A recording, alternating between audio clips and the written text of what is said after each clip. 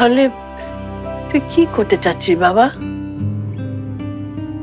গিয়ে ওর সাথে কথা বলি, জানাই ও যেটা সিদ্ধান্ত নিতে চায় মনের মধ্যে কোনো দ্বিধাদ্বন্দ্ব না রেখে সেটাই যেন করে।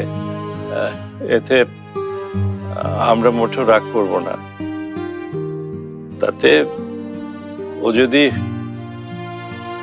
রুমির জন্য অপেক্ষা করতে চায় করুক, যদি কানাডায় চলে যেতে চায় যেতে পারে, কিন্তু আমাদের কথা ভেবে নিজেকে যেন কষ্ট না দেয়।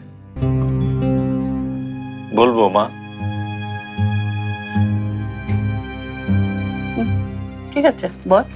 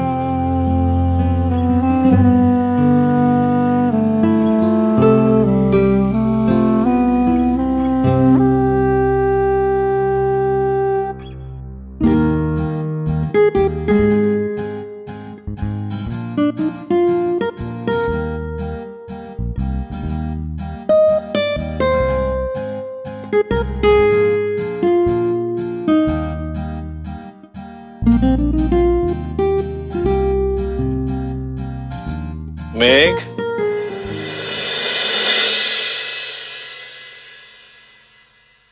জরুরি কিছু করছো? পরে আসবো।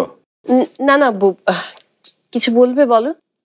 তোমার কানাডা যাওয়ার সময় তো হয়ে এলো, তুমি এ বিষয়ে অন্য কিছু ভাবছো?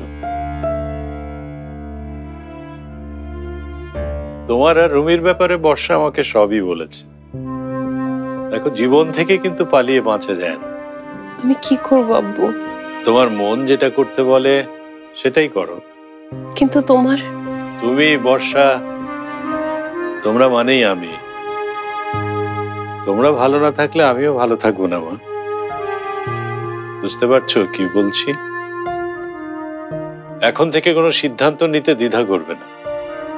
জানবে সবসময় তোমার আব্বু তোমার সাথেই আছে।